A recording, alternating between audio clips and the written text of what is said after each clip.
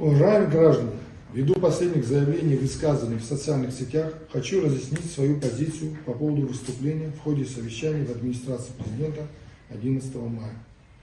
В первую очередь считаю важным отметить, что с большим уважением отношусь к ветеранам Отечественной войны народа Абхазии, отдавших жизнь и здоровье за свободу нашей Родины, за будущее наших детей.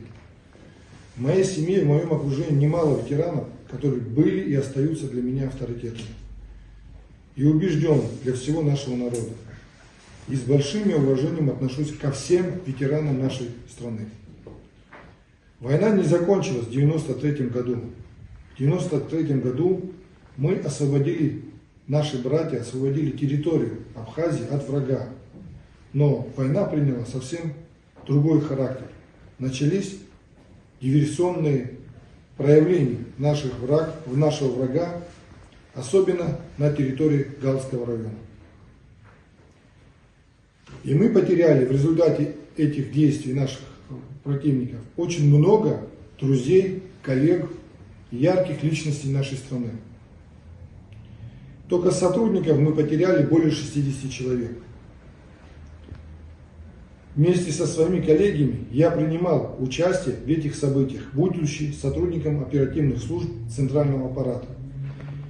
И на все операции, которые были необходимы на тот период, я в составе подразделения Министерства внутренних дел участвовал активно. О том, что война не закончилась в 1993 году, является свидетельством то, что в 2011 году я потерял брата в результате проведенных акций со стороны спецслужб Грузии. Говоря о возможных провокациях и проводя параллели с имевшими место историческими событиями, я имел в виду провокации, свидетелем которых мы были совсем недавно. И более того, я в контексте подчеркну, что я ни в коем случае не сравниваю наших ветеранов или же там наших политических деятелей. Но мы помним, что в ходе декабрьских событий, имевших место в 2021 году, мы столкнулись с массовыми беспорядками и нарушением закона, правопорядка, угрозами здоровью и жизни наших граждан. Митинг также декларировался как мирный, однако это вылилось в то, о чем я изложил выше. Митинг, имевший место в 2021 году в декабре, изначально был также заявлен как мирный, но итог нам всем известен. Были применены силы в отношении правоохранителей, обычных граждан, работников средств массовой информации. Был нанесен ущерб государственному имуществу. В ходе расследования мы выявили факты употребления алкогольных, наркотических и психотропных веществ. Хочу подчеркнуть, что мы чудом тогда избежали жертв. И это результат грамотной работы всей правоохранительной системы. Сейчас от этих событий организаторы митинга на тот период пытаются откреститься. Этот факт могут использовать люди, привыкшие к беззаконию, безнаказанности. Безнаказанность порождает беззаконие. В преддверии курортного сезона дестабилизация внутриполитической обстановки будет крайне деструктивно влиять на социально-экономическую составляющую нашей страны.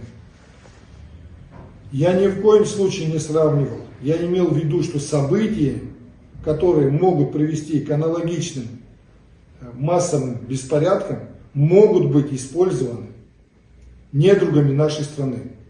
Вот что я закладывал по смыслу. И честно сказать, не могу понять, почему именно так меня услышали некоторые граждане и ветераны. Я этого не имел в виду. Но меня не могли услышать иначе. Зная меня за столько времени работы в Министерстве внутренних дел, я никогда, не было за мной никогда, чтобы я как-то относился к людям, исходя из их политических взглядов. Я не давал повода усомниться в том, что я не могу уважать наших ветеранов и героев. Меня могли услышать, на мой взгляд, иначе. Можно было услышать, что я переживаю за правопорядок. Когда говорю я о правопорядке, я не разделяю граждан. Я имею в виду правопорядок, который распространяется на всех. И в преддверии летнекурортного сезона я знаю немало ветеранов, я знаю немало вдов, которые рассчитывают на этот сезон, чтобы заработать деньги и прокормить свои семьи. Вот какие моменты меня больше всего беспокоили. И вот что я имел в виду. Мне нужен правопорядок, мне нужно процветание нашей страны. И я для этого прилагаю все возможные усилия.